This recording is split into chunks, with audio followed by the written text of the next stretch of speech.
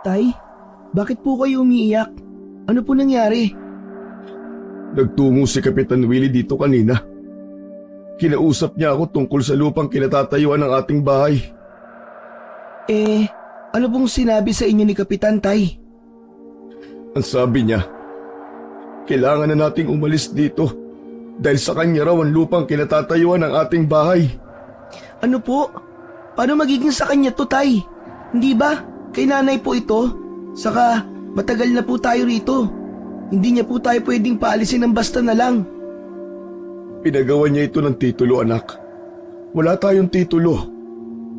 Salita natin laban sa titulo ni Kapitan Willie.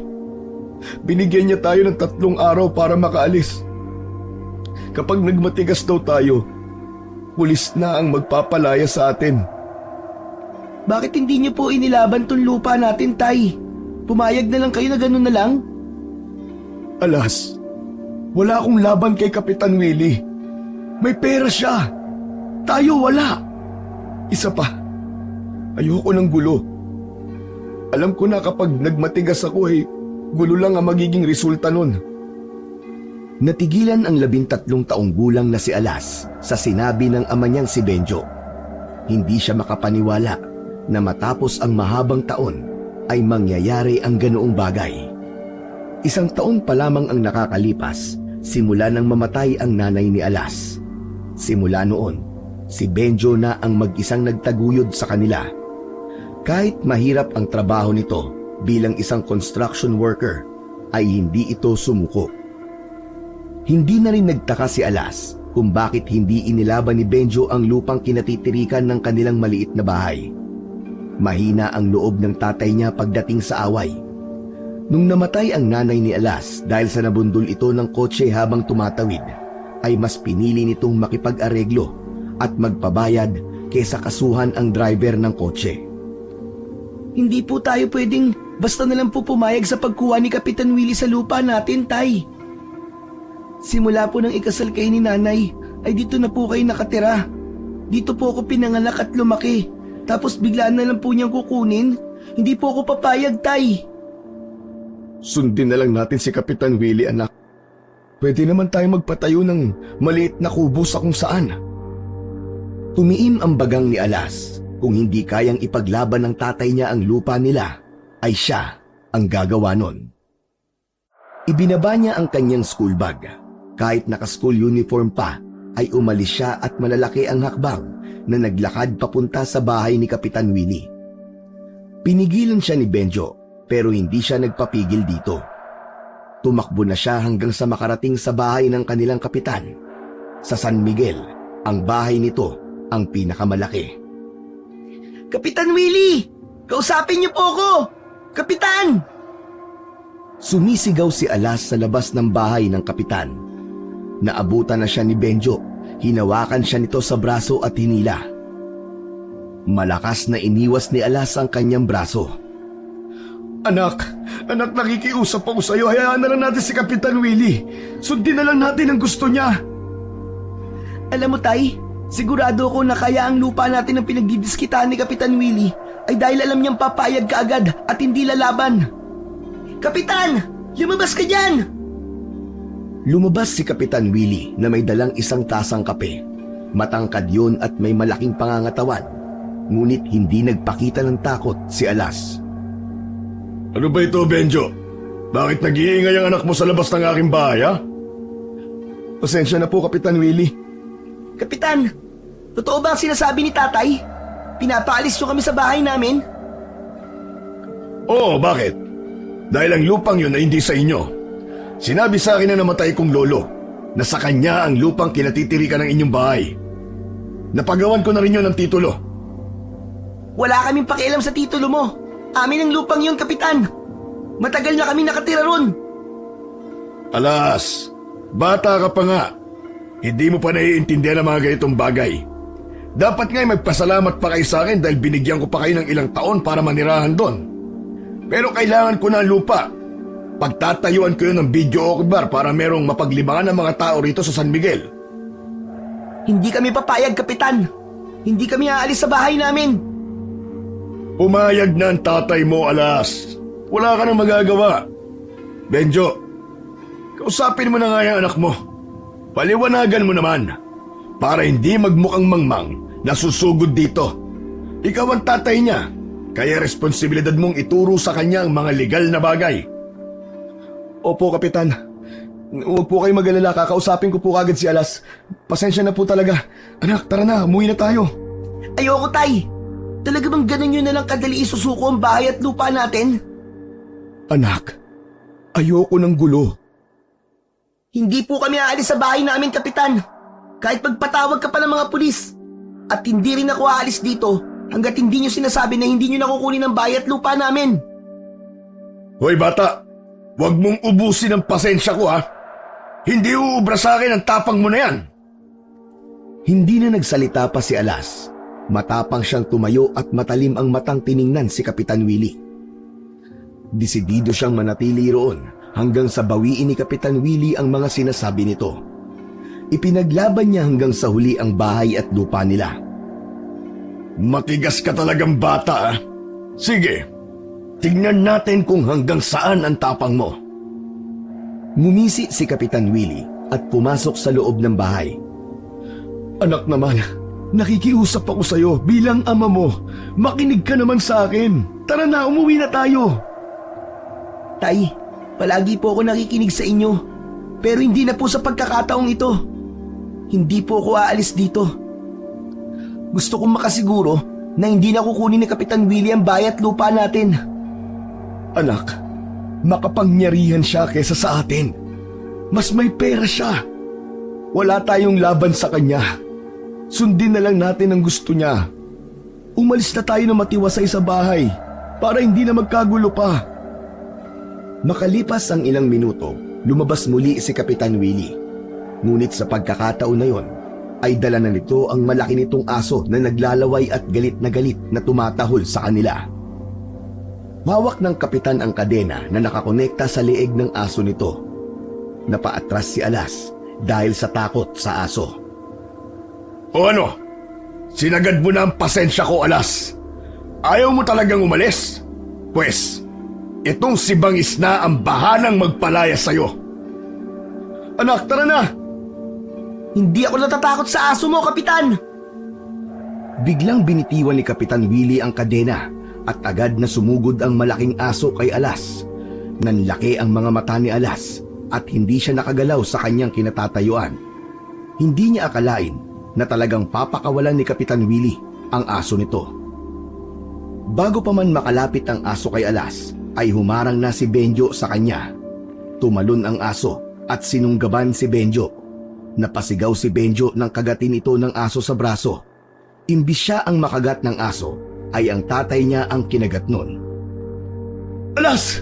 Tumakbo ka na! Bilisan mo! Naghanap si Alas ng maaari niyang gamitin upang masindak ang aso. Isang malaking bato ang nakita niya. Kinuha niya ang bato. Akmang ipupukpok niya yun sa ulo ng aso nang biglang sumigaw si Kapitan Willie. Kung ako sa'yo, ay hindi ko gagawin yan. Pwede ko kayong kasuhan ng animal cruelty at trespassing. Sige, Alas! Ituloy mo! Subukan mo! Tama na, Kapitan! Oo na! Aalis na po kami sa lupa namin! Tama na po! Bangis! Bumalik ka na rito! Sa isang utos lang na yon ni Kapitan Willie, ay pinakawalan ng aso ang braso ni Benjo. Mabilis siyang bumalik sa tabi ng kapitan. Sige na! Umalis na kayong dalawa! Dahil sa ginawa nyo, gusto ko'y umalis na kayo bukas na bukas din sa bahay ninyo! Pero sabi niyo po, ay 3 araw pang ibibigay niyo sa amin na palugit, Kapitan. Ha! Sisihin mo ang anak mo! Kung hindi siya sumugod dito nang wala sa hulog, hindi ko kayo agad-agad paaalisin. Wala nang nagawa sina Alas at Benjo kundi ang umalis sa bakuran ng bahay ni Kapitan Willie. Nagtungo sila sa health center upang mapaturukan ng anti-rabies si Benjo. Mabuti na lamang at hindi pa yun nakasarado at nakaabot pa sila, kaya nabigyan ng injection ang tatay ni Alas. Tahimik si Alas nang makauwi sila sa kanilang bahay. Umupo ang tatay niya. Bakas sa mukha nito ang pagod. Humaplos ang awa sa puso ni Alas habang nakatingin kay Benjo. Hindi niya maiwasang sisihin ang sarili sa sinapit ng kanyang tatay. Tay, sorry po ah. Hindi po kayo makakagat ng aso ni Kapitan Willie kung hindi po naging matigas ang ulo ko. Hayaan mo na, anak. Hindi mo naman ginustong nangyari. Ang importante ay hindi ka nasaktan. Pero tay, aalis na ba talaga tayo dito sa bahay natin? Wala na tayong magagawa, anak. Wala na tayong karapatan sa bahay at lupa na to. Si Kapitan Willie na ang nagmamay-ari nito. Magpapahinga lang ako ng konting oras. At pagkatapos ay mag-e-empake na tayo ng mga gamit natin, ha? Binalot ng lungkot si Alas. Alam niya na sa sandaling yon ay wala na silang magagawa kundi ang umalis sa kanilang bahay. Natakot na siya nakalabanin pa si Kapitan Willie dahil sa nangyari sa kanyang tatay. Kinabukasan ng umaga ay umalis na sina Alas at Benjo. 2 malaking bag at isang sako ang dala nila. Naglakad lamang ang mag-ama sa ilalim ng tirik na araw. Nang makarating sila sa isang baryo, ay nagtanong-tanong agad doon si Benjo kung saan ito maaaring magtrabaho. Isang babae sa sari-sari store ang nagsabi sa kanila na naghahanap ng mga mag-aalaga ng mga halaman ang isang may edad na lalaki sa lugar na yon. Itinuro pa sa kanila ng babae ang bahay ng sinabi nitong lalaki. Tatay, marunong ka bang mag-alaga ng halaman? Oo naman. Bago kay pinanganak ng nanay mo, marami siyang alagang halaman na namumulaklak. Tinutulungan ko siya noon sa pag-aalaga ng mga yon. Narating ng mag-ama ang bahay ng lalaking naghahanap ng mag-aalaga sa mga halaman nito. Nakita nila na maraming namumulaklak na halaman sa paligid ng bahay. May tamang laki ang bahay, gawa yon sa hollow blocks at yero. Tao po! Tao po! Isang may edad na lalaki ang lumabas mula sa bahay. Meron yung tamang taas at pangangatawan. Sa tingin ni Alas ay nasa 50 na ang edad ng lalaki. Sino kayo? Anong kailangan nyo rito? Magandang umaga po. Ako po si Benjo at ito naman po ang aking anak na si Alas. May nakapagsabi po kasi sa amin na naghahanap daw ho kayo ng mag-aalaga sa mga halaman nyo. Mag-a-apply po sana ako eh. Tiningnan muna sila ng lalaki ng ilang segundo bago sila pinapasok nito. Nauna na ang lalaki na bumalik sa loob ng bahay nito. Tay, huwag na kaya tayong tumuloy. Parang ang sungit po ng lalaki. Ano ka ba? Baka marinig ka, huwag kang maingay. Saka hindi tayo pwedeng mapili ngayon. Tandaan mo, wala na akong trabaho kasi umalis na tayo sa San Miguel. Kilalanin muna natin siya. Malay mo, mabait naman pala. Ano ba? Hindi ba kayo papasok dito? Opo. Susunod na po kami. Kita mo na, tay. Ang sungit, di ba? Sinaway ni Benjo si Alas. Agad na silang pumasok sa loob ng bahay ng lalaki at umupo sa isang mahabang upuan na gawa sa kawayan. May 2 kwarto ang bahay na yun. Medyo mainit dahil iisa lang ang bintana. Nagpakilala ang lalaki bilang si Mang Andoy. Nagtanong ito tungkol sa kaalaman ni Benjo sa pag-aalaga ng mga halaman. May taniman kasi ng mga gulay si Mang Andoy at doon na halos nauubos ang oras nito. Doon raw kasi ito kumikita habang ang pagtatanim naman ng mga namumulaklak na halaman ay ang libangan nito. Naging maayos ang pagsagot ni Benji sa lahat ng mga tanong ni Mang Andoy. Sinabi ng lalaki kung magkano ang sahod at pumayag naman ang tatay ni Alas sa sahod na sinabi ni Mang Andoy. Kung ganon, ay ikaw na ang kukunin kong mag-aalaga sa mga halaman ko. Saan pala kayo nakatira? Ang gusto ko kasi ay maaga kang narito dahil kailangang diligan ng ibang halaman sa umaga. Ang totoo nga po niyan wala kaming bahay ng anak ko. Pinaalis po kasi kami sa bahay kung saan kami nakatira. Aba, kung ganon, saan kayo titira ng anak mo kung wala kayong bahay? Hindi pa po namin alam, Mang Andoy. Bahala na po. Isang malalim na paghinga ang pinakawalan ni Mang Andoy. Kahit seryoso ang mukha nito, ay nabanaag ni Alas ang awa sa mata ng lalaki. Maaari kayong tumira ng pansamantala dito sa aking bahay habang wala pa kayong matitirahan. Maganda rin yon dahil mas matututukan mo, Benjo, ang mga halaman ko. Naku, maraming salamat po, Mang Andoy. Pagpalain po kayo ng Diyos sa inyong kabutihan. Pero isa lang ang ayaw ko. Ayoko nang malikot ang kamay. Ayoko na sisirain niyo ang tiwala ko sa inyo. Mapagkakatiwalaan niyo po kami ni Alas, Mang Andoy. Ipinapangako ko po na gagawin ko ng maayos ang trabaho ko rito. Mabuti kung ganon. Gamitin niyo ang isang kwarto na malapit sa kusina. Kayo na ang bahalang maglinis doon at mag-ayos ng mga gamit. Meron naman akong manipis na kutsyon na pwede niyong gamitin. Abot langit ang pasasalamat ni na Alas at Benjo kay Mang Andoy. Doon napatunayan ni Alas na kahit mukhang masungit ang lalaki, ay meron yung mabuting puso. Nilinis at inayos na agad ng mag-ama ang kwarto nila sa bahay ni Mang Andoy. Masaya si Alas dahil kahit paano ay meron na silang bubong na masisilungan. Ang akala niya kasi ay sa labas na sila matutulog ng kanyang ama. Tila dinala sila ng pagkakataon kay Mang Andoy ng sandaling yun. O ano, nakita mo na, anak? Mabait si Mang Andoy. Bihira kang makakakilala ng tao na magpapatuloy sa bahay niya kahit hindi pa niya ganun kakilala. Tama ka, Tay. Mabait pala talaga si Mang Andoy. Hindi pala talaga dapat tusgahan ng isang tao base sa itsura niya at kung paano siya magsalita. Pero narulungkot pa rin po ako kasi umalis na po tayo sa dati nating bahay. Ako rin naman, anak. Mabigat sa loob ko na lisanin ang bahay natin.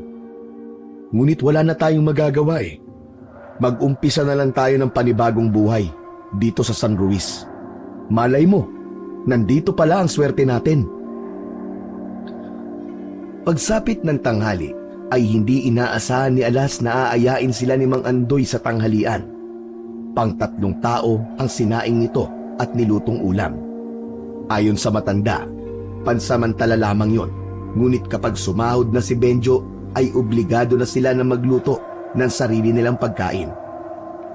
Habang kumakain, ay napansin ni Alas na walang ibang tao sa bahay na yon, kundi sila lamang. Mang Andoy, pwede po bang magtanong? Kayo lang po ba mag-isa dito sa bahay niyo? Halos 3 taon na rin ako mag-isa dito simula nang mamatay ang aking asawa. Yung 2 ko namang anak na babae ay parehas nasa ibang bansa. Doon sila nagtatrabaho. Paminsan-minsan nagpapadala sila sa akin, pero hindi ko sila inuobligang bigyan ako ng pera. Parang ang lungkot po kasi. Wala po kayong kasama dito. Hindi lahat ng mag-isa ay malungkot, Alas. Minsan, mas mabuti pa na mag-isa kesa sa may kasama ka nga, pero traidor naman. Magtatanong pa sana si Alas, ngunit sinabi ni Benjo na unahin na muna niya ang pagtapos sa kanilang kinakain. Sa gitna ng kanilang pagkain ay muling nagsalita si Mang Andoy. Oo nga pala. Bakit dito niyo napili magtungo sa San Luis? Ang totoo po niyan, Mang Andoy, wala kaming ideya kung saan kami pupunta. Nagkataon lang po na nung nagtanong kami sa babae doon po sa tindahan kung saan meron pong trabaho dito, dito po kami tinuro sa inyo. Kung ganon, wala kayong kaalam-alam sa nangyayari sa bayan na ito? Bakit po? Ano po bang nangyayari dito sa San Luis? Ilang buwan na ang nakakalipas, simula nang may natagpo ang patay na tao malapit sa may sapa. Ang hinala ng mga tao, aswang ang may gawa ng pagpatay na yon. 1 linggo matapos yon, isa na namang bangkay ang nakita. Sa likod lang ng simbahan, isang madre. Aswang din ang pinaghihinalaan ng mga tao na pumatay sa madring yon. Kung ganun po, may aswang po dito sa San Luis? Meron, Alas. Kaya kung wala kayong gagawing importante sa labas kapag madilim na, ay wag na kayong lumabas. Mas ligtas kayo dito sa loob ng bahay. Lalo ka na, Alas. Bata ka pa naman. Yan ang mga paboritong biktimahin ng mga aswang. Oh, Alas, narinig mo sinabi ni Mang Andoy ha? Huwag ka nang lalabas sa gabi. Ang hilig mo pa naman makipaglaro sa labas. Tapos minsan inaabot ka pa ng 12:00 ng hating gabi. Siyempre tay, wala naman pong aswang sa lugar na pinanggalingan natin eh. Pero dahil meron po dito, ay hindi na po ako magpapaabot ng gabi sa labas. Hindi ko na po gagawin yun. Mabuti kung ganun, Alas. Matuto kang makinig sa sinasabi sa'yo na mas nakatatanda. At hahaba ang buhay mo.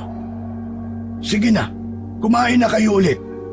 Nagpaalala lang ako sa inyong mag-ama para hindi na kayo magulat sa mga mangyayari sa mga susunod na araw. Kinagabihan, habang nag-aayos na ng higaan si Benjo, ay nakatingin lang rito si Alas habang yakap ang unan. Ngunit lumilipad ang isip niya.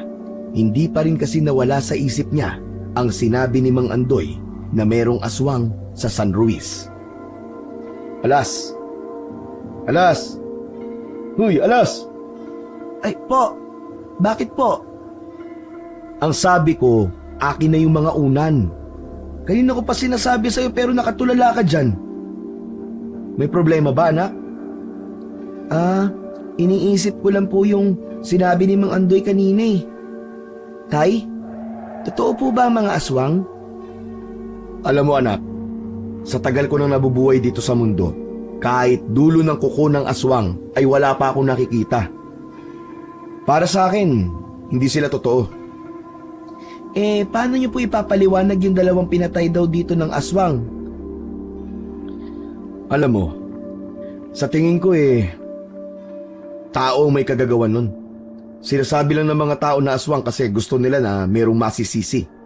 Siguro, hindi nila matukoy kung sino ang pumatay sa mga yon.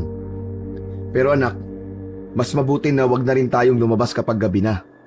Para na rin sa pansarili nating kaligtasan. Pero, yung pagkikwento po kasi ni Mang Andoy, parang kumbinsido siyang aswang ang pumatay sa mga yon, tay. Ay nako, tama na yan. Pwede bang wag na natin pag-usapan yan anak? Kailangan mong matulog ng maaga at may pasok ka pa bukas. Anak, ayos lang ba sa'yo na mas napalayo ka na ngayon sa school mo? Oo naman, tay. Kayang-kaya ko naman pong lakarin yon. Hindi ka maglalakad sa pagpasok at pag-uwi mo. May natabi pa akong pera. Sumakay ka na lang ng tricycle para hindi ka masyadong mapagod. O sige na, akin na yung mga unan para mailagay ko na rito sa higaan natin. Tay, sigurado po ba kayo hindi ako maglalakad?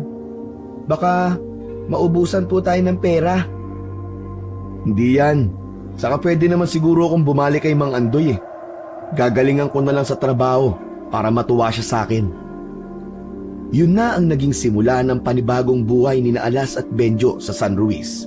Unti-unti ay nasanay si Alas sa pagbabago sa routine niya sa araw-araw. Nadagdagan ang baon niyang pera sa school dahil palagi siyang pinasasakay ng tricycle ng tatay niya dahil lumayo na siya sa kanyang eskwelahan. Ngunit ang ginawa ni Alas ay naglalakad na siya kapag uuwi upang maipon niya ang pera na sana ay pambayad niya sa tricycle. Naisip niya na malapit na ang kaarawan ng kanyang tatay. Iisang sapatos lang ang meron nito at sira pa. Gusto niya sana itong bilhan ng bago dahil mahilig sumimba tuwing linggo ang tatay niya. Isang hapon, pagkalabas ni Alas ng school ay may nakita siyang nagtitinda ng bracelet. Nagustuhan niya ang isang bracelet na gawa sa itim na maliliit na parang mga bato. Bumili siya ng 2 upang isa sa kanya at isa sa kanyang tatay Benjo. Nang makauwi siya, ay nakangiti siyang pumunta sa tatay niya na abala pa rin sa pagbubungkal ng lupa. Oh, bakit ngayon ka lang nakauwi? Palagi ka lang umuwi ng ganitong oras ha? Naglalaro po kasi kami ng mga kaklase ko bago umuwi, tay. Totoo ba yan anak? Baka naglalakad ka pa uwi ha? Kaya nga kita dinadagdagan ng baon para may pamasahe ka sa tricycle. Hindi po, tay. Sumasakay po ako kahit pauwi dito. Ay, oo nga po pala. Meron po akong binili para sa inyo. Inilabas ni Alas ang pulseras at siya na mismo ang nagsuot noon kay Benjo. Ipinakita niya rin ang kagayang pulseras na suot niya. Dalawa po ang binili ko, Tay, para tig-isa po tayo. Aba, maganda to ah. Para parehas tayong meron. Ay, Mang Andoy, nandiyan na po pala kayo. Binubungkal ko lang po ang lupa dito pero patapos na po ako. Lumingon si Alas at nakita niya si Mang Andoy na nakatayo sa pintuan. Nakangiti yun ng malaki habang nakatingin sa kanilang mag-ama. Nakakatuwa kayo mag-ama. Ramdam ko na mahal niyo ang isa't isa. Nag-iisang anak ko lang po itong si Alas kaya talagang mahal na mahal ko po ito. Sana ay hindi gumaya si Alas sa dalawa kong anak. Nung natuto ng tumayo sa sarili nilang paa, ay parang nakalimutan na ako. Hindi na ako dinadalaw dito kahit umuwi sila dito sa Pilipinas. Akala yata nila ay sapat na sa akin na nagpapadala sila ng pera. O siya, paano? Pumasok na kayong dalawa para makapaghapunan na tayo. Gumagabi na. Hindi naligtas na nandito pa kayo sa labas. Naawa naman si Alas sa lungkot na bumakas sa mukha ni Mang Andoy. Naramdaman niya ang labis nitong pangungulila sa mga anak nito. Tunay na hindi matutumbasan ng pera ang oras at atensyon ng mahal natin sa buhay. Matapos ang masarap na hapunan, ay hinarap na ni Alas ang mga takdang aralin niya. Sa sala siya gumawa para makatulog na ang tatay niya. Hindi kasi yun nakakatulog kapag nakabukas ang ilaw. Mag-isa lang si Alas sa sala at napakatahimik ng kapaligiran. Maya-maya pa ay nakarinig siya ng pag-alulong ng aso sa labas. Bigla siyang kinabahan sa dahilan na hindi niya alam. Nagulat siya nang biglang lumabas si Mang Andoy sa kwarto nito. Alas, bakit hindi ka pa natutulog? Anong oras na? Marami pa po kasi akong gagawing assignment eh. Ganun ba? Sige, lalabas lang ako. May bibili lang akong gamot dyan sa malapit na tindahan. Ang akala ko po ba hindi po tayo dapat lumalabas ng gabi, Mang Andoy? Kailangan kong mabili ang gamot na yon. Kung hindi, hindi ako makakatulog. Tapusin mo na yung ginagawa mo para makatulog ka na. Opo, mag-iingat po kayo, Mang Andoy.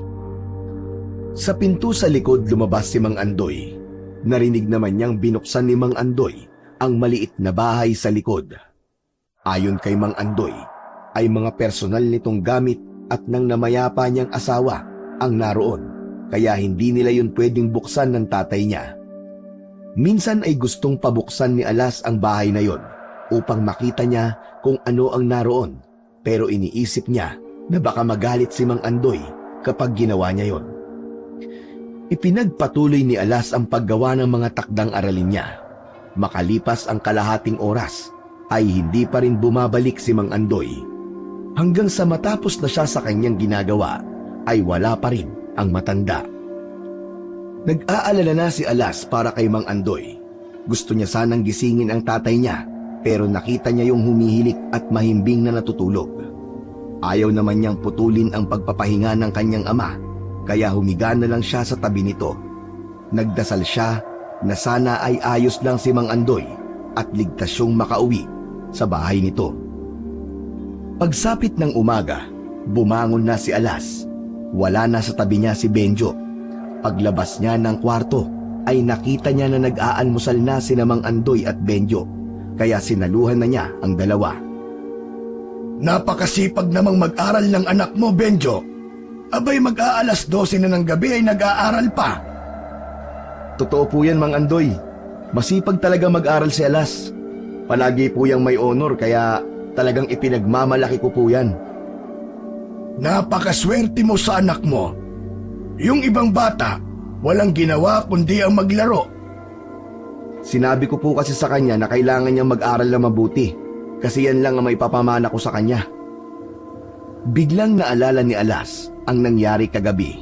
Na-curious siya kung bakit ang tagal ni Mang Andoy na bumalik nang lumabas ito. Mang Andoy, bakit po pala hindi kayo kaagad nakabalik kagabi nung lumabas po kayo? May iba pa po ba kayong pinuntahan? lumabas po kayo kagabi, Mang Andoy? Hindi agad nakasagot si Mang Andoy at naging malikot ang mga mata nito. Oo, lumabas nga ako. Bumili ako ng gamot para makatulog ako. Pero ang tagal niyo po, Mang Andoy, ang sabi niyo po, sa malapit lang po kayo pupunta. Ay, napakwento pa kasi ako dun sa kakilala ko sa tindahan. Kaya hindi agad ako nakabalik. Alas, kung makapagtanong ka naman kay Mang Andoy para kang investigador. Ayos lang, Benjo. Normal sa mga bata ang ganyan. Masyadong matanong. Nagkatinginan silang tatlo nang makarinig siya ng sigawan ng mga tao sa labas. Sabay-sabay silang tumayo at lumabas ng bahay. May mga taong nagtatakbuhan sa isang direksyon. Tinanong ni Mang Andoy ang isang lalaki na dumaan kung ano ang nangyari. Ayon sa lalaki, ay may natagpo ang patay na babae sa isang bakanting lote. Sandali lang, at titingnan ko lang yon, ha? Nauna nang maglakad si Mang Andoy papunta sa bakanting lote. Alas, dito ka lang ha. Susundan ko lang si Mang Andoy. Sasama po ako sa inyo, Tay. Gusto ko rin po makita yung babaeng patay. Ang bata mo pa para makakita ng ganung bagay. Dito ka lang. Magbantay ka dito sa bahay. Saka tapusin mo na yung almusal mo at mag-asikaso ka na sa pagpasok sa school. Napakamot na lang sa ulo si Alas. Curious kasi siya sa kung ano ang itsura ng patay na natagpuan sa bakanting lote. Sa pagkakataon na yon, ay nanalo ang kagustuhan ni Alas. Sumunod siya kina Mang Andoy at sa tatay niya sa bakanting lote. Maraming tao ang naroon. Pinapalibutan ng mga yun ang bangkay. Isiniksik ni Alas ang sarili sa kumpol ng mga tao hanggang sa makarating na siya sa unahan. Bumaligtad ang sikmura niya nang makita ang itsura ng babaeng pinatay. Puno ng latay ang buong katawan nun at may malaking butas sa dibdib nito. Wala na ang puso ng babae. May mga taong nagsabi na umatake na naman daw ang aswang sa San Ruiz. Nabigla si Alas nang may biglang humatak sa braso niya. Ikaw ang kulit mo talagang bata ka, ha? Hindi ba sabi ko sa'yo ay huwag kang pupunta dito? Tay, gusto ko lang naman pong makita yung... Halika na, umuwi na tayo. Ang kulit-kulit mo talaga. Hinila siya ni Benjo paalis sa bakanting lote hanggang sa makauwi na sila sa bahay ni Mang Andoy. Bumalik sila sa kusina upang kumain pero parehas silang hindi makakain dahil sa nakita nilang bangkay na babae. Alam mo anak, hindi ka pa dapat nakakakita ng mga ganung bagay sa edad mo. Pero Tay, yung babae po, grabe naman po ang ginawa sa kanya. Bakit kailangan siyang patayin sa ganung paraan? Halang ang kaluluwa ng gumawa nun sa kanya. Walang puso. Siguro po, totoo yung sinabi ni Mang Andoy. May aswang nga talaga dito sa San Ruiz. Sa tingin ko po kasi, hindi yun kayang gawin ng isang tao. Ano po sa tingin nyo, Tay? Yan nga din ang iniisip ko, anak. Hindi ako naniniwala sa aswang pero nung makita ko yung itsura ng bangkay ng babae, parang bigla na akong naniwala. Kaya kailangan natin mag-ingat, Alas. Lalo ka na. Tigilan mo na muna ang paglalaro bago umuwi para hindi ka na ginagabi, ha? Opo, Tay. Nagkaroon ng takot si Alas dahil sa nangyari. Ngunit mas matindi ang kagustuhan niyang makapag-ipon ng pera upang makabili ng sapatos si Benjo. Sa kabila ng sinabi ng tatay niya, ay hindi pa rin siya tumigil sa paglalakad kapag pauwi na siya mula sa eskwelahan. Binibilisan na lamang ni Alas ang paglalakad upang hindi siya abutin ng dilim sa kalsada. Sa paglipas ng mga araw ay naging ligtas naman sina Alas. Kapag madilim na ay nagsasarado na sila ng pinto at bintana. Hindi na rin sila lumalabas kapag gabi na upang makaiwas sa panganib na maaaring naghihintay sa kanila sa labas ng bahay. Alam niyo po, Mang Andoy, sa totoo lang, nung unang beses mong ikwento sa amin ng merong aswang dito sa San Ruiz, ay hindi ako naniniwala. Pero nung nakita ko yung bangkay ng babae, ay naniniwala na ako. Naiintindihan kita. Kahit ako ay hindi naniniwala noon sa mga ganyang nilalang. Pero nang makakita ko, ay doon na ako naniwala. Mahirap talagang maniwala sa isang bagay o nilalang kapag hindi mo pa ito nakikita o nararanasan mismo. Ibig pong sabihin, nakakita na po kayo ng aswang, Mang Andoy? Matagal ng panahon yon. Dalaga pa ang mga anak ko. Ang totoo aswang ang pumatay sa aking asawa. Buntis siya noon sa pangatlo naming anak. Menopause baby ang anak ko na yon. Hindi namin nakalain ng asawa ko na makakabuo pa kami. Detalyadong ikinuwento ni Mang Andoy ang nangyari. Nang nasa ika-6 na buwan na ng pagbubuntis ang asawa nito, ay doon na sila nakaramdam na inaaswang ang asawa ni Mang Andoy. Gabi-gabing nagpupunta ang aswang sa bahay ng mga ito, hanggang sa isang gabi. Umalis si Mang Andoy dahil inaya itong mag-inom ng isa nitong kaibigan. Ayaw sanang umalis ni Mang Andoy dahil may iwang mag-isa ang asawa nito sa bahay. Wala ang dalawang anak ni Mang Andoy dahil nag-aaral ang mga yon sa Maynila ng panahong yon. Pero ang asawa ni Mang Andoy ang nagsabi na sumama na ito sa mga kaibigan nito.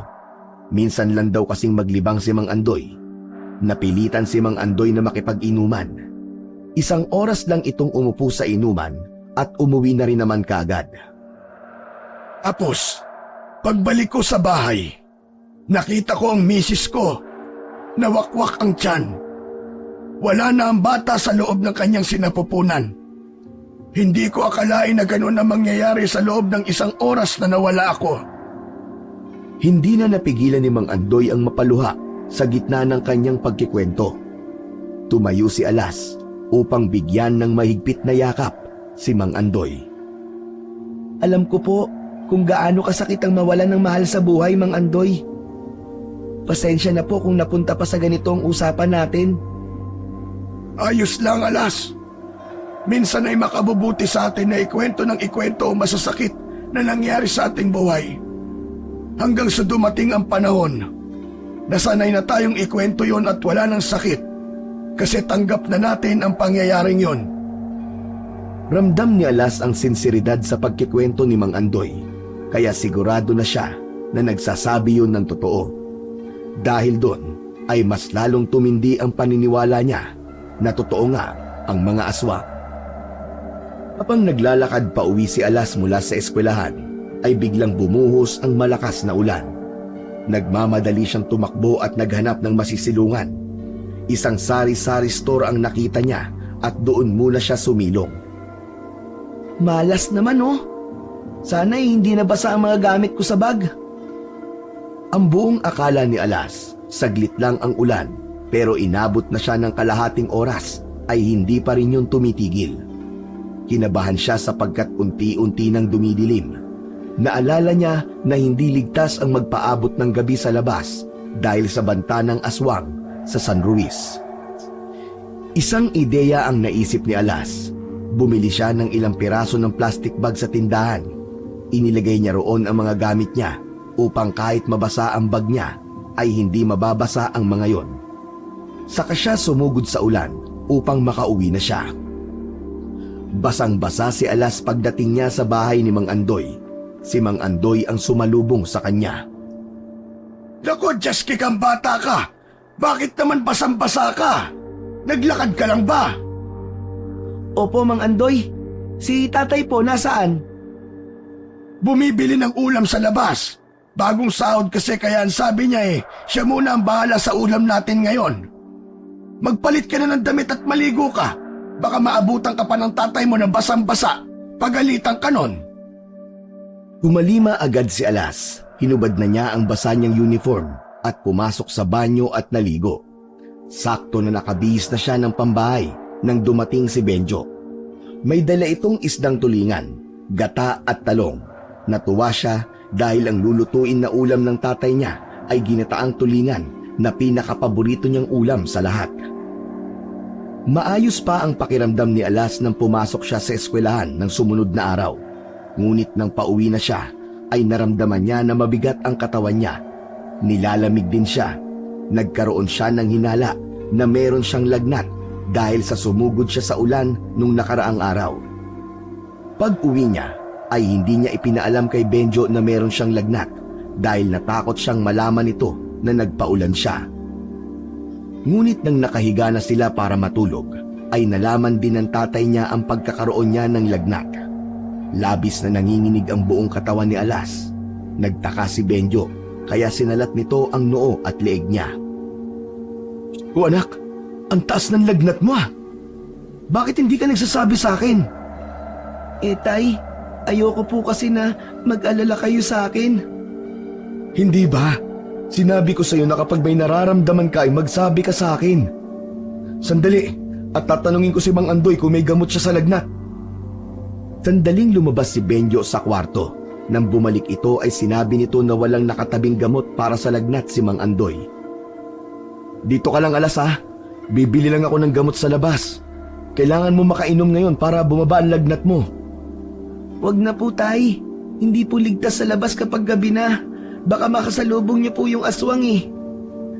Pero hindi naman pwedeng hindi ka makainom ng gamot. Malapit lang yung tindahan, saglit lang ako. Wala nang nagawa si Alas nang lumabas ng bahay ang tatay niyang si Benjo upang ibili siya ng gamot. Hinintay niya yon ngunit kalahating oras na ang lumilipas ay hindi pa rin bumabalik si Benjo. Nang isang oras na ang nawala ay doon na kinabahan si Alas. Pinuntahan niya si Mang Andoy sa kwarto nito upang sabihin na kanina pa wala ang tatay niya. Bibili lang daw po siya ng gamot ko pero isang oras na po nakakalipas ay hindi pa rin po siya bumabalik. Ganun ba? Sandali at titignan ko siya doon sa tindahan. Dito ka lang ha. Huwag kang lalabas. Labis na nag-alala si Alas para sa kanyang ama. Kung sakali na may mangyaring masama roon, ay walang ibang dapat nasisihin kundi siya. Kung hindi sana siya nagpaulan, ay hindi siya magkakaroon ng lagnat. Hindi sana lalabas ang tatay niya ng oras na yon para ibili siya ng gamot. Nang bumalik si Mang Andoy, ay napansin ni Alas ang lungkot sa mukha nito. Mang Andoy, nakita niyo po ba si tatay? Hindi. Sarado yung malapit na tindahan. Siguro ay naghanap pa siya ng bukas na tindahan. Hintayin na lang natin siya at sigurado ako nababalik din yun maya-maya. Batyagang naghintay sina Alas at Mang Andoy kay Benjo, ngunit inabot na sila ng madaling araw ay hindi pa rin bumabalik ang tatay ni Alas.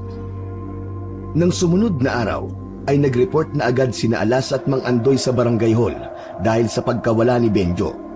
Ngunit hindi pa maidedeklara na nawawala si Benjo dahil wala pang isang araw yung nawawala.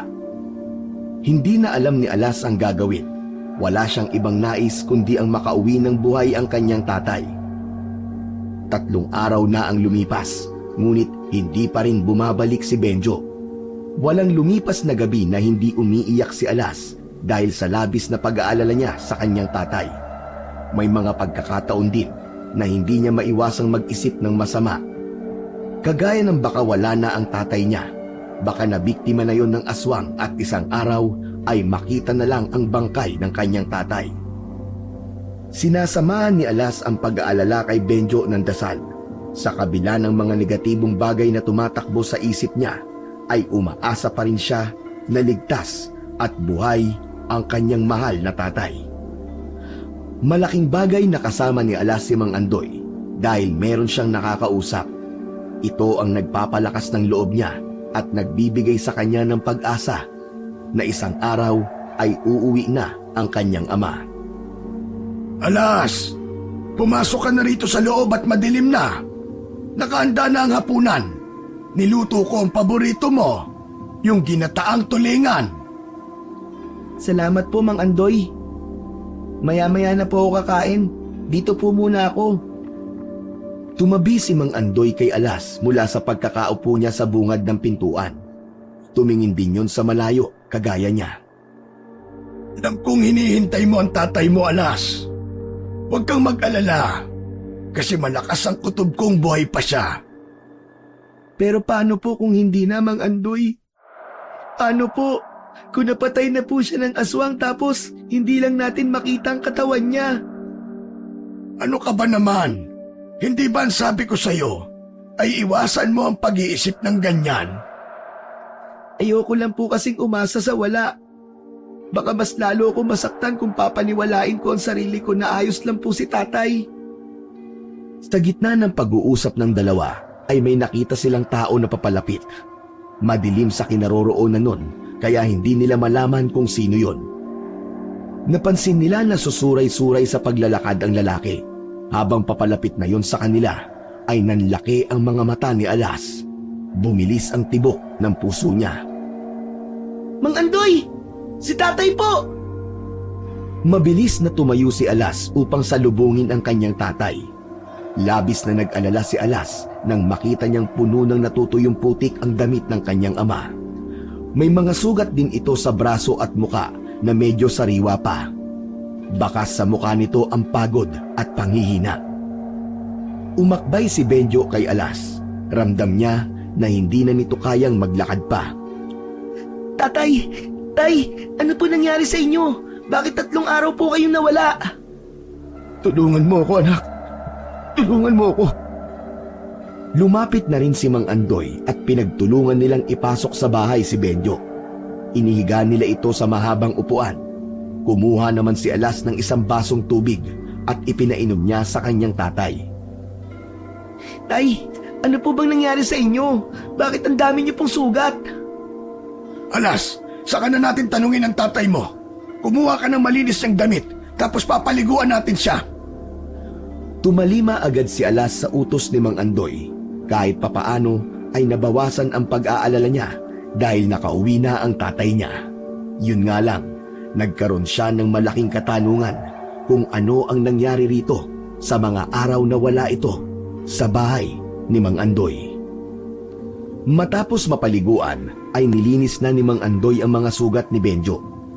Niligyan na rin ito ng gamot. Habang kumakain si Benjo ay tahimik ito. Hindi na muna nag-usisa si Alas dahil naisip niyang tama si Mang Andoy na kailangan na makapagpahinga muna ng kanyang ama. Sa takot na meron si Benjo sa mata, alam ni Alas na hindi biro ang pinagdaanan nito.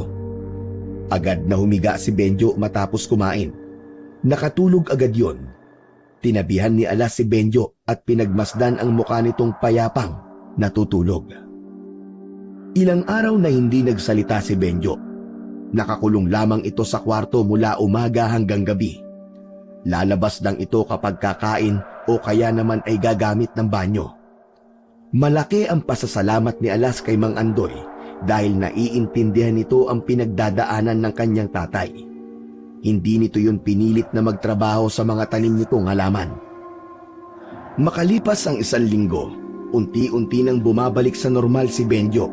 Habang kumakain sila ng hapunan, ay bigla itong nagsalita tungkol sa nangyari rito nung nawala ito.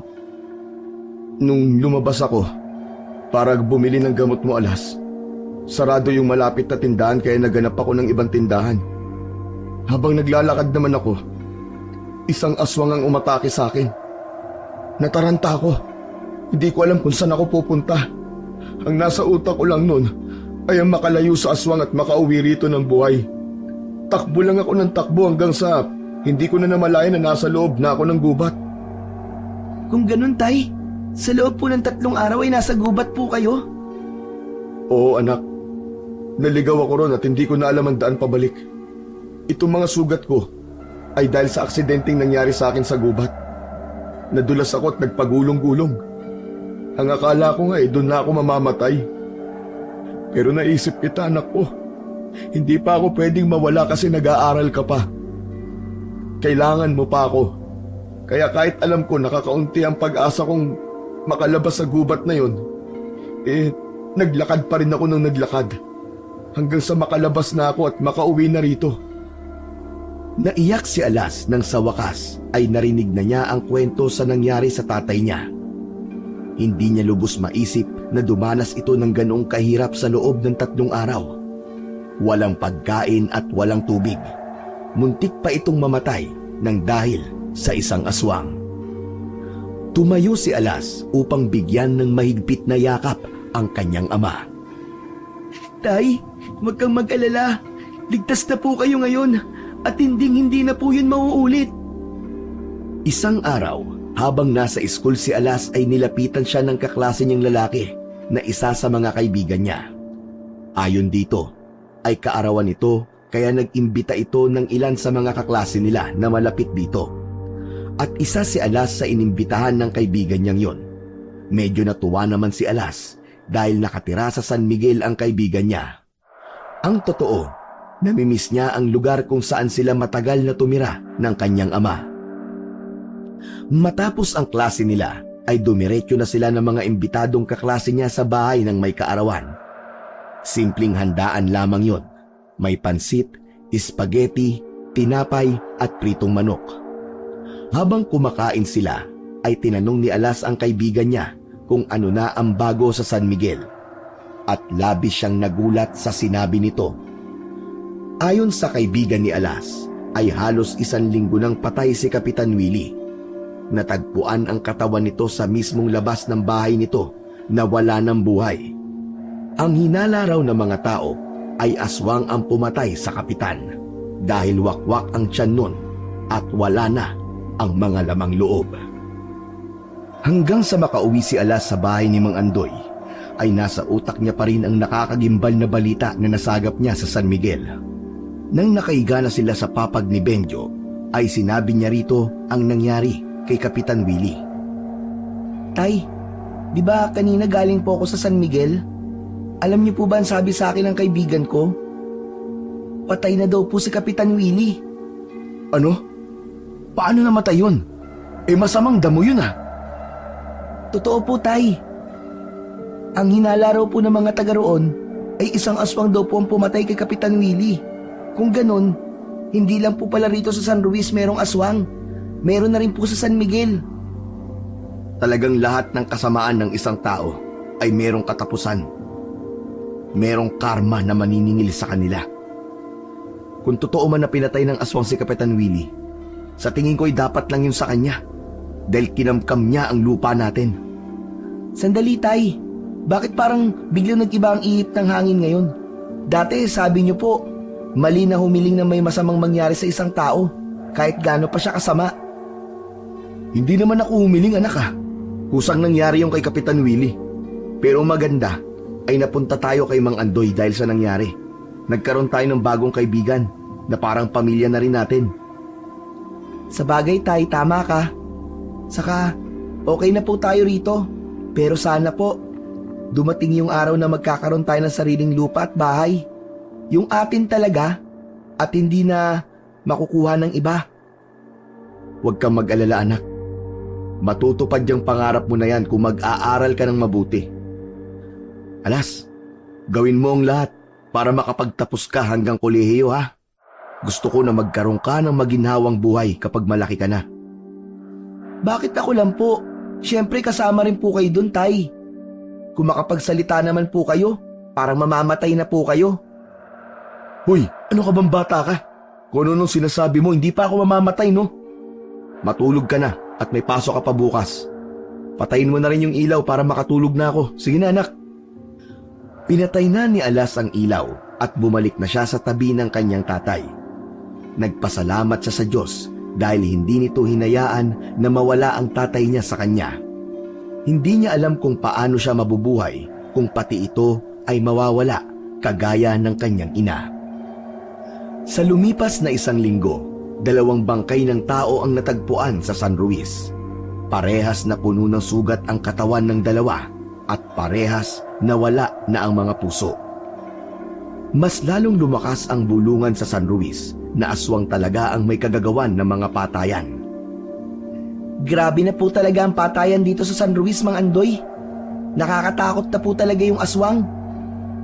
Kaya nga kailangan ay mag-iingat tayong lahat. Isa pa, hindi tayo sigurado kung ilan ang aswang dito. Ibig pong sabihin, may posibilidad po na marami sila? Kung minsan, grupo-grupo ang mga aswang na yan. May mga pagkakataon na nakakalat sila sa isang lugar. Sa umaga, aakalain mo na isa silang normal na tao kagaya natin. Pero sa gabi, doon na sila nagiging halimaw. Bakit po? Parang ang dami niyo pong alam sa mga aswang-aswang na yon.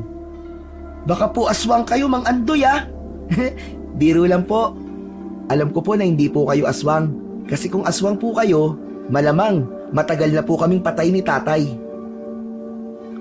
Matapos sabihin yun ni Alas, ay nagpaalam si Mang Andoy na gagamit ito ng banyo. Hindi alam ni Alas kung tama ang pakiramdam niya, pero tila umiwas si Mang Andoy sa kanya matapos niyang bitawan ang biro niya na baka aswang si Mang Andoy. Nang dahil sa naging reaksyon ni Mang Andoy sa biro ni Alas, ay nagkaroon si Alas ng pagdadalawang isip. Napatanong siya sa kanyang sarili kung aswang nga ba talaga si Mang Andoy. Ngunit agad din niyang inalis yun sa ulo niya dahil ibinalik niya ang sinabi niya na kung aswang yun ay matagal na silang pinatay nito. Isa pa, hindi tama na pinag-iisipan niya ng hindi maganda ang taong tumulong sa kanila nung panahon na wala silang matutuluyan. Ngunit ng gabing yon, bumalik ang hinala ni Alas kay Mang Andoy dahil sa naging pag-uusap nila ng tatay niya habang nakahiga sila sa kanilang kwarto. Anak, may napapansin ka bang kakaiba kay Mang Andoy? Wala naman po. Ano po bang kakaibang tinutukoy nyo? Ewan ko pero parang meron siyang tinatago sa atin eh. Una, yung maliit na bahay sa likod. Palaging nakakandado. Ayaw niya na pumasok tayo ron. Ang tagal na natin dito, pero wala pa rin sa atin na nakakakita kung anong meron sa bahay na yun. Hindi po ba ang sabi ni Mang Andoy mga gamit po yun ng namatay niyang asawa? May sentimental value po yun, kaya ayaw niya siguro na merong makikialam. Hindi lang yun, anak. Napapansin ko rin na tuwing gabi lumalabas siya ng bahay at madaling araw na siyang bumabalik. Ibig niyo po bang sabihin gising kayo palagi ng ganung oras? Kasi alam niyo po na palagi niyang ginagawa yun. Hindi. Natsetsempuan ko lang. Tay, ano po bang gusto niyo sabihin? Diretsahin niyo na po ako. Alas, hindi kaya si Mang Andoy ang aswang dito sa San Luis? Hindi agad nakapagsalita si Alas sa kanyang narinig. Pinag-isipan muna niya ang dapat niyang sabihin hanggang sa sinabi niya kay Benjo yung tungkol sa pagbiro niya kay Mang Andoy na baka isa tong aswang dahil marami itong kaalaman tungkol sa mga ganoong nilalang. Umiwas po siya na magbiro po ako ng ganun, tay. Pero kung aswang po si Mang Andoy, bakit hindi niya tayo pinatay dati pa? Saka hindi po ba aswang po ang pumatay sa asawa niya? Imposible po na aswang si Mang Andoy. Siguro, kaya hindi niya tayo kayang patayin ay mahahalata siya ng mga tao dito kasi dito tayo nakatira sa bahay niya. Tapos, yung kwento niya tungkol sa pagkamatay ng asawa niya, pwedeng hindi yun totoo. O kaya ay ibiniti ni Benjo ang sasabihin. Kapwa ng laki ang mga mata nila habang nakatingin sa isa't isa. Baka si Mang Andoy ang pumatay sa asawa niya. Tatay, umalis na po tayo rito. Baka tayo na po ang isunod ni Mang Andoy. Anak, hindi pa naman tayo sigurado. Hinala pa lang ang meron tayo ngayon at wala pa tayong matibay na ebidensya. Isa pa, gaya ng sinabi mo, kung papatayin tayo ni Mang Andoy, dapat ay noon pa. Pero tingnan mo, buhay pa rin tayo hanggang ngayon. Ewan ko, tay. Naguguluhan po ako sa inyo. Ang gulo-gulo nyo. Sabi nyo po, baka aswang si Mang Andoy. Tapos ngayon, ayaw mong umalis dito. Ano po ba talaga? Basta. Huwag muna tayong umalis dito hanggat hindi tayo sigurado sa hinala natin kay Mang Andoy. Wala rin kasi tayong mapupuntahan kung sakali. Ang gawin na lang natin, mag-ingat tayo sa kanya. Sa tagal nila sa bahay ni Mang Andoy, ay noon lamang nakaramdam ng ganitong takot si Alas, maliban noong nawala ang kanyang tatay ng 3 araw. Hindi niya alam kung ligtas pa ba sila roon o dapat pa rin silang magtiwala kay Mang Andoy. Isang gabi, nakaramdam ng tawag ng kalikasan si Alas. Lumabas siya ng kwarto at nagtungo sa banyo. Sandali lang siya roon at nang palabas na siya, ay napansin niya na nakabukas ang pinto sa likod ng bahay. Isasarado niya sana yon, pero aksidente siyang napasilip sa labas. Nakita niya na bahagyang nakaawang ang pinto ng maliit na bahay sa likod. Noon pa man, ay nais niya nang makita kung ano ba talaga ang meron sa maliit na bahay. Kaya hindi na nagdalawang isip si Alas na lumapit doon. Sumilip muna siya at nang malaman niyang wala ron si Mang Andoy, ay nagpatuloy siya sa pagpasok. Maraming malalaking kahon ang naroon, ngunit ang pumukaw sa atensyon niya ay ang ref na nasa isang sulok. Nilapitan ni Alas ang refrigerator. Marahan niya yung binuksan. Labis siyang nasindak sa nakita niya roon. Mga puso ng tao na nakalagay sa garapon. Napapaatras si Alas habang nanlalamig ang buong katawan. Naalala niya ang mga bangkay na pinapatay ng mga aswang sa San Luis. Lahat ng yun ay nawawala ang puso. Naku po, ibig sabihin, si Mang Andoy nga talaga ang aswang. Tatakbo na sana si Alas palabas, ngunit biglang sumalubong sa kanya si Mang Andoy. May hawak itong itak na puno ng sariwang dugo. Anong ginagawa mo rito, Alas? Hindi ba sabi ko sa'yo, ay bawal kayong pumasok dito? Mang Andoy, ikaw ang aswang dito sa San Luis. Yung mga nawawalang puso ng mga biktima ng aswang, nandito sa bahay na to. Magpapaliwanag ako, Alas. Aalis na kami rito ni tatay. Tama nga ang hinala namin. Isa nga po kayong aswang. Tatakbo sana si Alas palabas, ngunit naharang siya ni Mang Andoy. Isinarado nito ang pinto at isinandal siya nito sa dingding habang nakatakip ang isa nitong kamay sa kanyang bibig. Takot na takot si Alas noong mga oras na yun. Pakiramdam niya ay katapusan niya na. Hindi ako aswang, Alas. Ang totoo, ako ang pumapatay sa mga aswang dito sa San Luis. Yung mga bangkay ng tao na natatagpuan dito, ako ang pumatay sa kanila. Kinukuha ko ang puso nila bilang simbolo ng pagpatay ko sa kanila. Bibitawan kita, pero ipangako mo na hindi ka sisigaw. May pag-aalinlangan na tumango si Alas. Habang nakatingin siya sa mata nito, ay nararamdaman niya ang sinseridad sa mga sinabi nito sa kanya. Pinakawalan na siya ni Mang Andoy. Ibinaba na nito ang hawak na itak, kaya kahit paano ay nakampante na si Alas. Mang Andoy, kung hindi po kayo ang aswang, bakit po kayo pumapatay ng mga tao? Hindi mga tao ang pinatay ko, Alas. Mga aswang sila. Marami silang nandito sa San Luis at hindi ako titigil hanggat hindi sila nauubos. Ginagawa ko to bilang paghihiganti sa ginawa ng lahi nila sa aking asawa at anak. Maniwala ka, Alas, hindi ako aswang. Ayon pa kay Mang Andoy, natutunan nito ang pakikipaglaban sa mga aswang dahil meron itong mga kaibigan na manunugis at albularyo. Sinadya nitong pag-aralan ang bagay na yon para maipaghiganti ang asawa at anak nitong naging biktima ng isang aswang. Ipinakita rin ni Mang Andoy kay Alas ang mga gamit nito sa pakikipaglaban sa aswang. Nakalagay yon sa isang malaking kahon. Sa pagkakataon na yon, ay nakumbinsi na ni Mang Andoy si Alas na nagsasabi ito ng totoo. Isa lang ang pakiusap ko sa iyo, Alas. Sana'y wag mo nang sabihin sa tatay mo ang bagay na ito. Ang totoo ay wala akong balak na ipagsabi ito sa iba. Ngunit wala na akong magagawa kundi ang umamin sa iyo. Huwag po kayo mag-alala, Mang Andoy. Ligtas po sa akin ang sikreto nyo. Nawala na ang bigat sa dibdib ni Alas dahil napatunayan niyang hindi aswang si Mang Andoy. Nang bumalik na siya sa silid nila ng kanyang ama, ay kinabahan siya sapagkat wala roon si Benjo. Humahangos siyang lumabas at nagtungo sa kwarto ni Mang Andoy.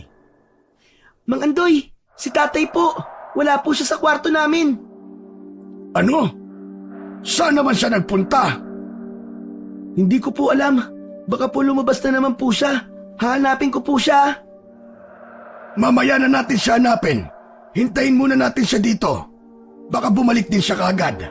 Mahirap na. Baka magkasalisi tayo. Hindi na mapakali si Alas sa muling pagkawala ni Benjo. Kahit ilang oras pa lang yung nawawala, ay abot langit na ang kanyang pag-aalala.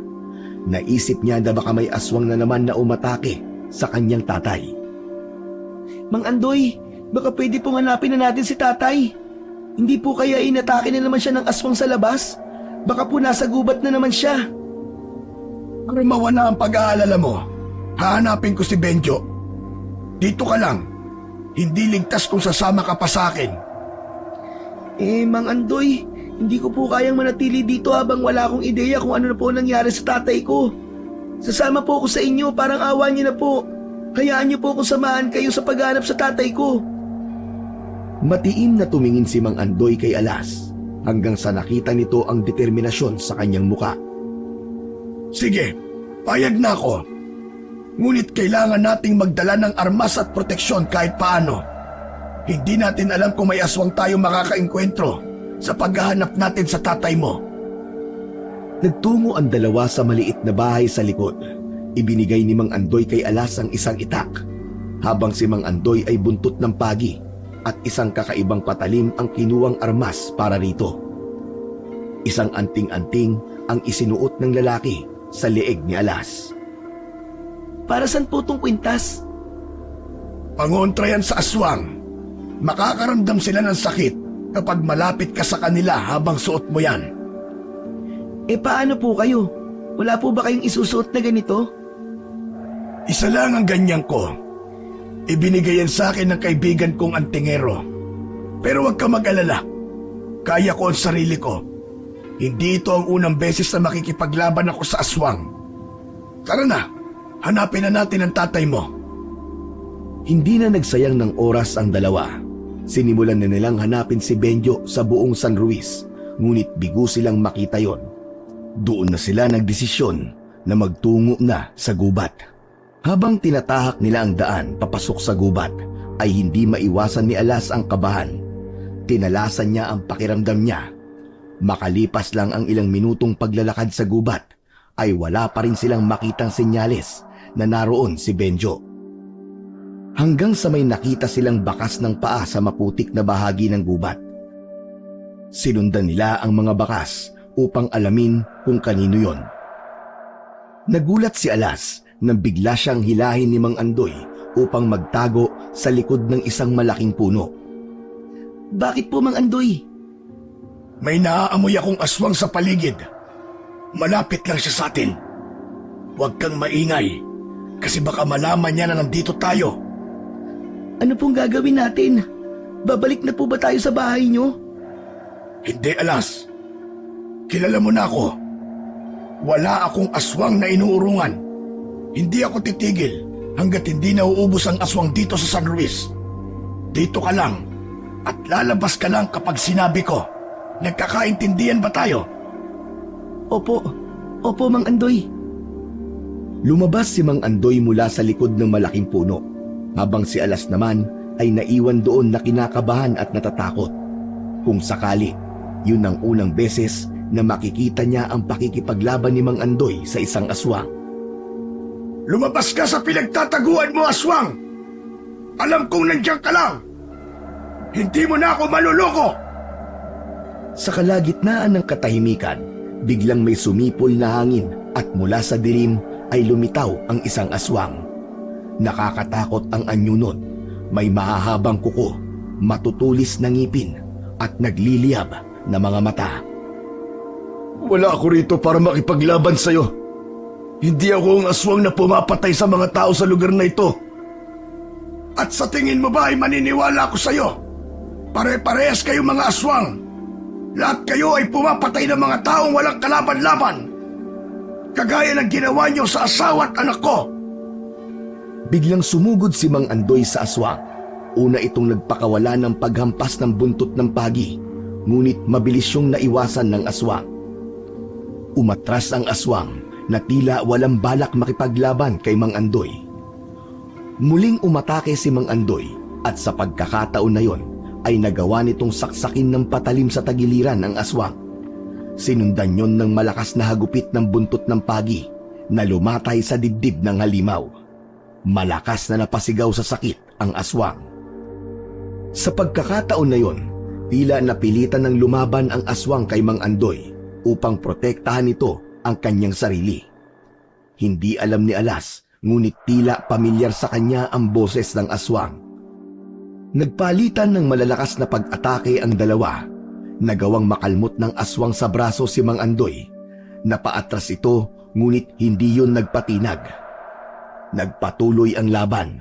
Walang tigil ang palitan ng atake ni Mang Andoy at ng aswang. Nakita ni Alas kung gaano kahusay si Mang Andoy sa pakikipaglaban. Ngunit ang aswang ay may kakaibang lakas at bilis. Mabilis na umikot si Mang Andoy sa likod ng aswang. Itinarak nito ang patalim sa likod ng aswang ng ilang beses. Padapang bumagsak ang aswang sa lupa. Agad na umibabaw si Mang Andoy at ipinilupot niya ang buntot ng pagi sa leeg nito. Ito na ang katapusan mo! Magsasama na kayo ng mga aswang na pinatay ko sa impyerno! Itinaas ni Mang Andoy ang patalim. Anumang sandali ay handa na nitong kitilin ang buhay ng aswang. Ngunit napatingin si Alas sa braso ng aswang at isang bagay ang nakita niya roon. Walang iba kundi ang pulseras na ibinigay niya noon sa kanyang ama. Nilukob ng pangamba si Alas nang mapagtanto niya na ang aswang ay ang kanyang ama na si Benjo. Mang Andoy, wag! Napatingin si Mang Andoy sa kanya nang may pagtataka. Mabilis na tumakbo si Alas palapit sa dalawa. Umiiyak niyang hinawakan ang kamay ni Mang Andoy na tangan ang patalim. Huwag niyo po siyang papatayin, Mang Andoy. Parang awa niyo na po. Ano ba sinasabi mong bata ka? Kailangan mamatay ng halimaw na ito dahil marami pa siyang mabibiktimang tao kapag hinayaan ko siyang mabuhay. Mang Andoy, si tatay po yan. Si tatay po yan. Naguguluhang tiningnan ni Mang Andoy ang aswang. Umalis ito sa ibabaw ng aswang at iniharap yon sa kanila. Bakas sa mukha ng aswang ang labis na panghihina. Sigurado ka ba, Alas? Si Benjo ang aswang na ito? Opo, yung suot po niyang pulseras. Ako po nagbigay nun sa kanya. Hinawakan ni Alas ang kamay ng aswang. Nawala ang takot niya roon nang mapagtanto niya na yun nga ang kanyang ama. Tatay, ano po nangyari sa inyo? Bakit po kayo naging aswang? Hindi nagawang sumagot ng aswang dahil tuluyan na yung nawalan ng malay. Kasunod nun ay ang pagbabalik nito sa orihinal nitong anyo bilang isang tao. At doon ay nakumpirma nga ni Alas na si Benjo ang aswang na muntik nang patayin ni Mang Andoy. Mabuti na lang at nagawang kumbinsihin ni Alas si Mang Andoy na wag patayin si Benjo. Gulong-gulo ang utak niya habang buwat ni Mang Andoy ang tatay niya upang iuwi yon sa bahay nito. Nang makauwi na sila, ay inihiga ni Mang Andoy si Benjo sa mahabang upuan. Nagtungo sila sa kusina upang doon mag-usap. Nagtimpla ng kape si Mang Andoy habang si Alas naman ay nakatulala at pilit na pinoproseso ang lahat. Hindi ko po alam kung paano naging aswang si tatay, Mang Andoy. Kung dati pa siyang aswang, parang imposible po. Araw-araw po kami magkasama at kahit minsan, ay hindi ako nakaramdam na merong kakaiba kay tatay. Posible na nayanggaw ang tatay mo, Alas. Ano po yun, Mang Andoy? Ibig sabihin, napasaan ng pagiging aswang ang tatay mo ng isang aswang. Maraming paraan upang mangyari yun. Maaaring hindi alam ni Benjo na napasahan siya o kusang loob niya iyong tinanggap. Sa tingin ko naman po, walang dahilan para gustuin ni tatay na maging aswang. Hindi niya po yun gagawin. Malalaman natin yan kapag nagising na siya. Kailangan nating alamin sa kanya kung ano ba talaga ang nangyari. At sana ay magsabi siya sa atin ng totoo. Maya-maya pa ay narinig ni na Alas ang pag-ingit ng mahabang upuan sa sala. Sabay silang napatayo at nagtungo sa sala at nakita nila si Benjo na meron ng malay. Marahang yung bumangon at umupo. Walang takot na nilapitan ni Alas ang kanyang ama. Wala siyang pakialam kahit isa yung aswang. Mas nangingibabaw sa kanya ang pagiging anak niya rito. Tay, huwag po muna kayong bumangon. Magpahinga po muna kayo. Nahihiya ako sa inyo. Lalo na sa iyo, anak. Hindi ko akalain na matutuklasan niyo ang aking sikreto. Ano ba ang nangyari sa'yo, Benjo? Bakit naging isa kang aswang? Hindi ko po ito ginusto, Mang Andoy. Pero nang malaman ko ang kakayahan na meron ako nung naging aswang ako, ay nagustuhan ko na rin ang maging ganito. Ano pong ibig niyo sabihin, Tay? Hindi po kita maintindihan. Nagsimula nang magkwento si Benjo. Ayon dito, nagsimula ang lahat nung gabi na lumabas ito upang bumili ng gamot ni Alas. Totoo na inatake ito ng aswang hanggang sa makarating ito sa gubat. Ang buong akala ni Benjo ay katapusan na nito dahil nagawa itong maabutan ng aswang. Sa sobrang takot ni Benjo ay nawalan nito ng malay at hindi na nito alam kung ano pa ang ginawa ng aswang sa kanya. Nang bumalik ang kamalayan ni Benjo sa gubat ay may kakaiba na itong naramdaman. Tila naghahanap ng sariwang dugo ang lalamunan ni Benjo hanggang sa muli itong nagbalik sa bahay ni Mang Andoy. Isang gabi, bilog na ng buwan, nagising ako na nakakaramdam ng kakaibang gutom at uhaw. Lumabas ako at doon ako naging isang aswang. Pero hindi ako nang bibiktima ng tao. Ang una kong pinatay ay ang kambing na nakita ko sa likod ng isang bahay. Kung ganon, yung aswang na umatake sa'yo ang nagpasa sa'yo ng pagiging aswang. Tama ka, Mang Andoy. Tay, sigurado po ako na meron pang paraan para mawala po sa inyong pagiging aswang. Matutulungan po tayo ni Mang Andoy. Yung mga taong nakikitang patay dito sa San Ruiz, mga aswang po sila. At si Mang Andoy po ang pumatay sa kanila. May kakilala po siyang albularyo at antingero na maaaring mag-alis ng pagiging aswang nyo. Tama ang anak mo, Benjo. Meron pang paraan. Nayanggaw ka. At habang hindi ka pa nakakakain ng tao, ay hindi pa magiging ganap ang pagiging aswang mo. Biglang napahugulgol ng iyak si Benjo. Nagtaka si Alas hanggang sa umiling ang tatay niya. Lumakas ang kabog ng dibdib ni Alas. Sa naging reaksyon ni Benjo sa sinabi ni Mang Andoy ay nagkaroon siya ng isang hinala. Tay, huwag niyo pong sabihin na nakakain na po kayo ng tao. Umiiyak na tumango si Benjo. Si Kapitan Willie. Siya ang una't huling tao na naging biktima ko. Sinadya ko siyang patayin para makaganti sa pagkamkam niya sa lupa natin, anak. Yun ang dahilan kung bakit ko nasabi na nagustuhan ko na ang pagiging aswang ko. Patawarin mo ko, anak, kung hindi ako naging mabuting halimbawa sa iyo. Nag-iyakan sina Alas at Benjo. Mahigpit na niyakap ni Alas ang kanyang tatay.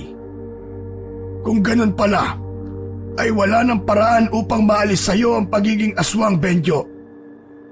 Baka po may iba pang paraan, Mang Andoy. Tulungan niyo po kami ng tatay ko. Huwag kayong mag-alala dahil magtatanong-tanong ako sa mga kakilala kong albularyo. Kahit alam ko na wala ng paraan, ay maghahanap pa rin tayo. Sa kabila ng kawalan ng paraan upang maging normal muli si Benjo, ay hindi pa rin pinatay ni Alas ang pag-asa na magiging tao ulit ang kanyang ama. Walang kaalam-alam sina Alas at Mang Andoy na meron na palang plano si Benjo.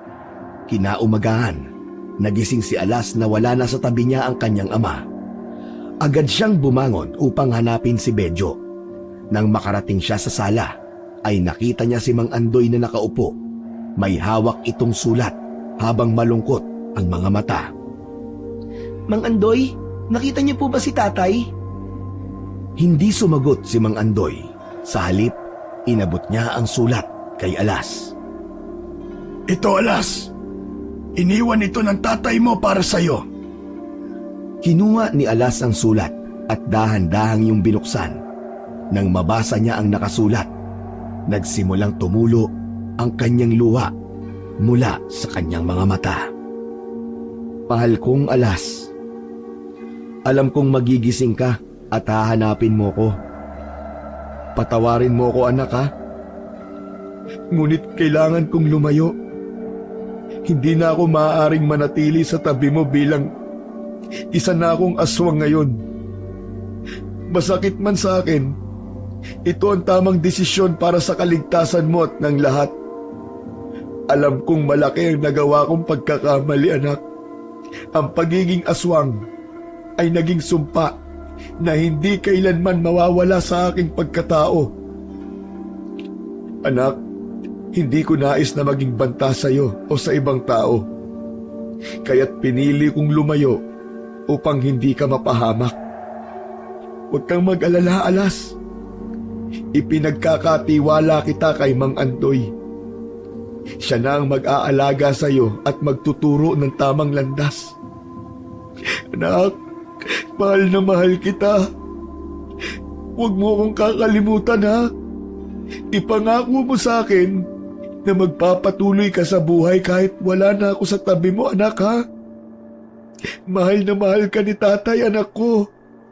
Mag-aaral kang mabuti, ha? Lagi ka magpapakabait. At huwag mong kakalimutan ang mga bilin ko sa iyo, anak. Mahal na mahal kita. Matapos basahin ni Alas ang sulat, ay tuluyan na siyang napahagulgol. Lumapit si Mang Andoy at niyakap siya ng mahigpit. Huwag kang mag-alala, Alas. Narito ako para sa iyo. Tutulungan kitang magpatuloy. Hinding-hindi kita pababayaan. Iyak lang ng iyak si Alas. Hindi niya alam kung ano ang sasabihin niya ng sandaling yon. Napakasakit para sa kanya na mas pinili ng tatay niya ang lumayo upang protektahan siya mula rito. Lumipas ang mga taon na hindi na nagpakita pa si Benjo kay Alas. Sa panahon na yon ay itinuring na siyang tunay na anak ni Mang Andoy. Pinag-aral siya nito hanggang sa makatapos siya ng kolehiyo. Huminto na si Mang Andoy sa pagpatay sa mga aswang sa San Luis. Ayon dito, nagtagumpay na itong ubusin ang mga aswang sa lugar na yon. Nang magkatrabaho na si Alas, ay unti-unti na siyang nakabawi kay Mang Andoy. Pero hindi pa rin nawala sa isip niya ang kanyang ama. Bago matulog ay humihiling sa Diyos si Alas na sana ay nasa tabi niya ang kanyang ama upang magawa niya ring makabawi sa lahat ng sakripisyo at pagmamahal na ibinigay nito sa kanya. Ngunit kahit hindi na nakita pa ni Alas ang kanyang ama, nararamdaman niya na nasa paligid lang ito at binabantayan siya. Sigurado siya na masayang masaya ito sa kung ano na ang naabot niya sa kanyang buhay.